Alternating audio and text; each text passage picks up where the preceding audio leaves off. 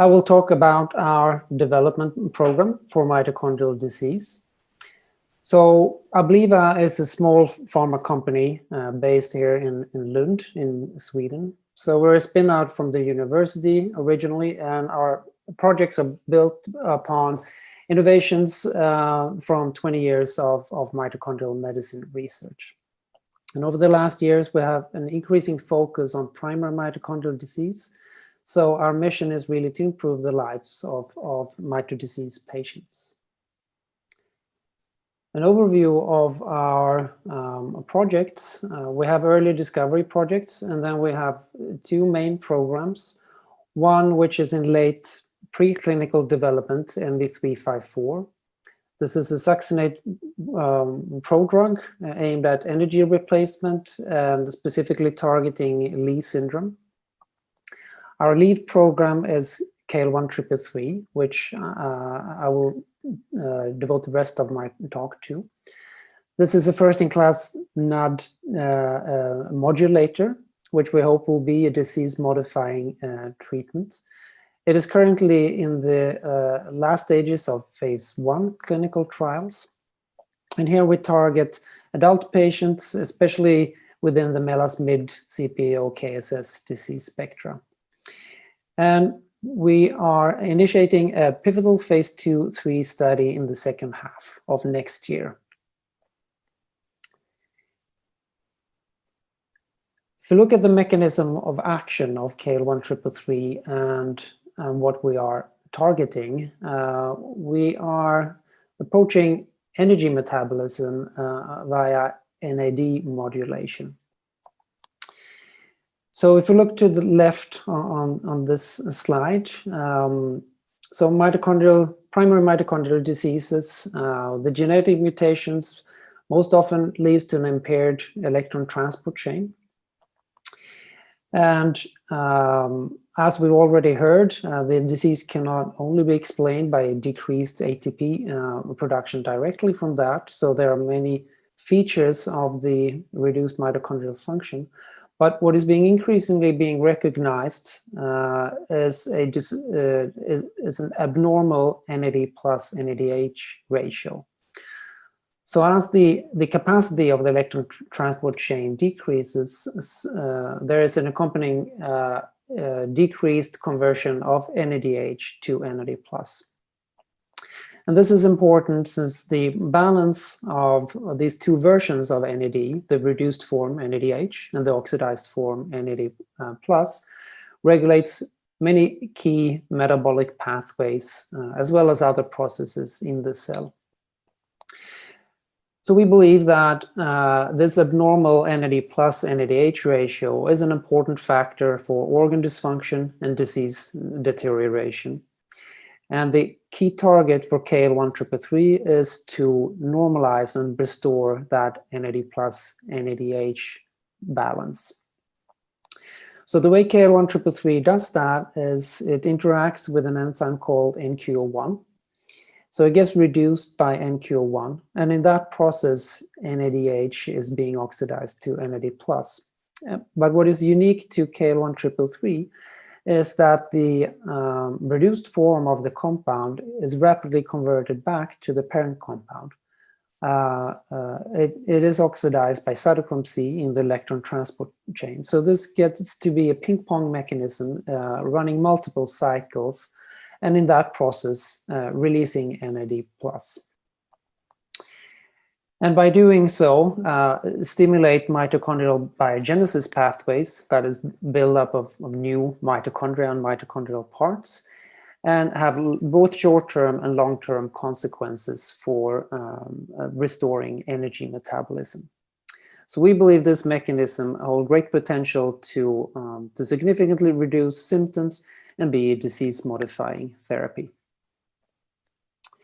Looking at recent data from around the world, these are actually graphs that you've seen earlier this morning. This is from Anu Sumalainen and her colleagues in Finland, showing that and demonstrating that NAD+ is actually reduced in this cohort of mitochondrial disease patients, both in blood and in muscle. The second indication for the importance of the balance of NAD plus and NADH actually comes from a lot of the biomarkers that are associated with mitochondrial disease and mitochondrial dysfunction. So these are a couple of selected graphs from 2 studies showing the increase of GDF15, FGF21, which are newer type of biomarkers, and then also lactate pyruvate ratio, which is a classic indication for mitochondrial disease and mitochondrial dysfunction in general. And to the right is another study showing an increase in alpha hydroxybutyrate in a cohort of Lee patients. And what these biomarkers have in common is also that other studies have shown that they are influenced and regulated by the NAD plus NADH ratio. So if that ratio is reduced, so-called reductive stress, these biomarkers are increased, and vice versa. Tools to restore this ratio decreases these biomarkers. So there is an association and a link to the NAD plus NADH ratio.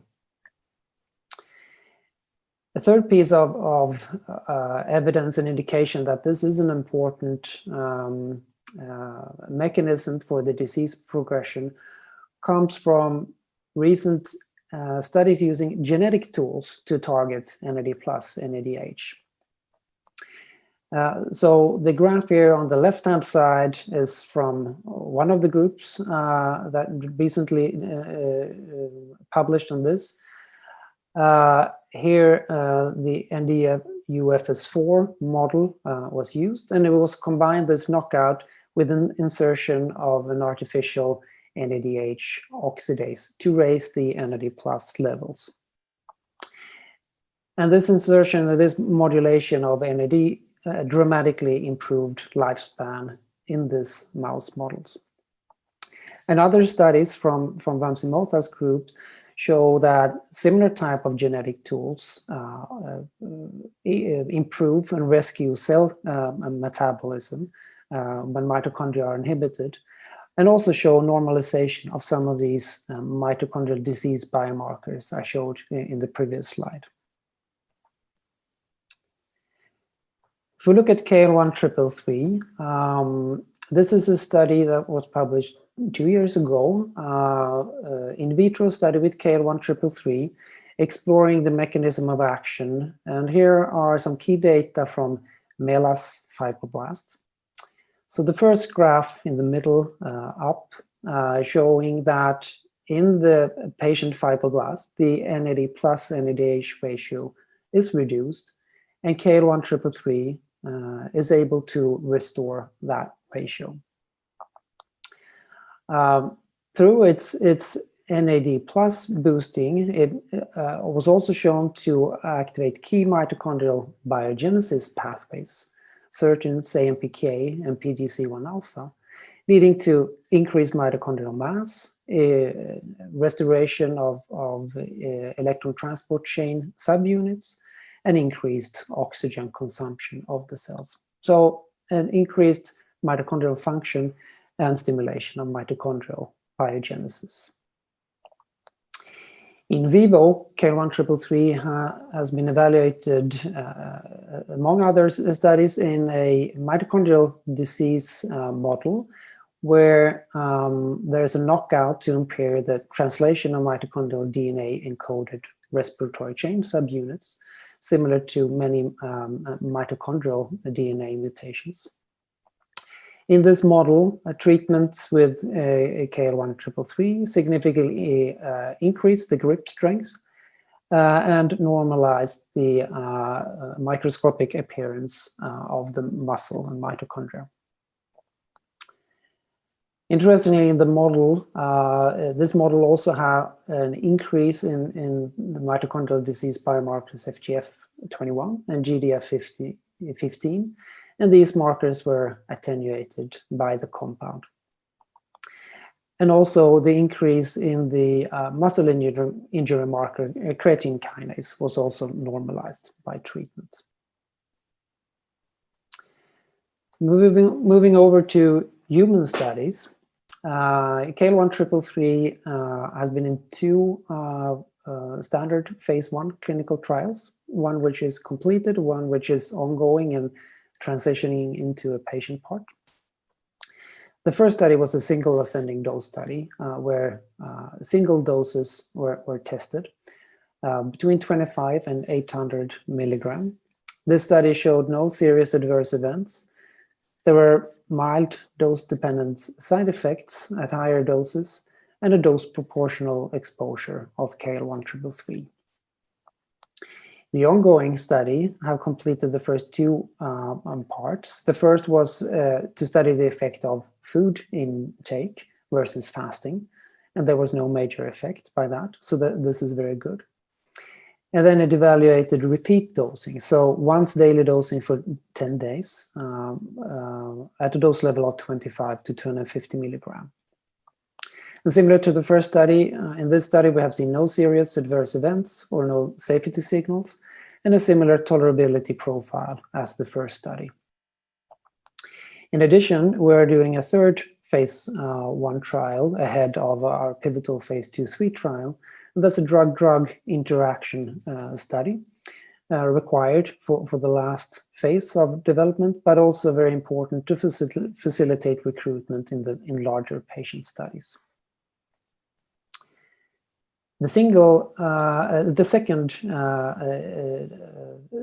phase 1 trial has now transitioned, as I mentioned, into a patient part. And this trial is now ongoing in the United Kingdom, in London and Newcastle. And the first patients were dosed earlier this week. This is a short-term study of safety and pharmacokinetics, comparing that in patients compared to the healthy volunteers. But we're also exploring biomarkers and functional assessments, as well as patient-reported outcome measures. So this is very exciting.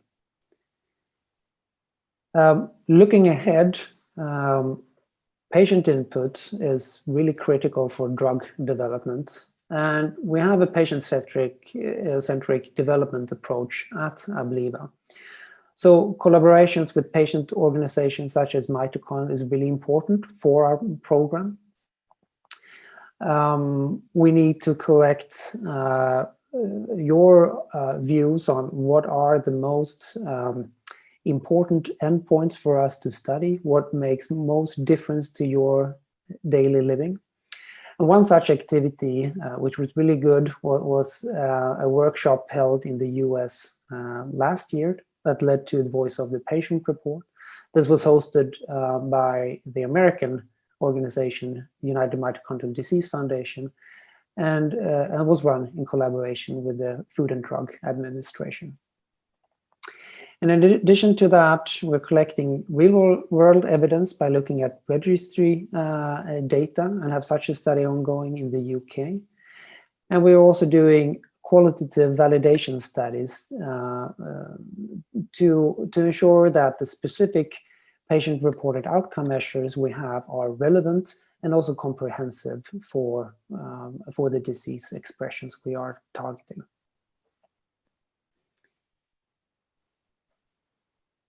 Drug development is a complex development program with many parallel activities. In addition to the clinical studies, there is the product development, the qualitative aspects, and the scale-up. There, we are scaling up our product, which in this case is tablets.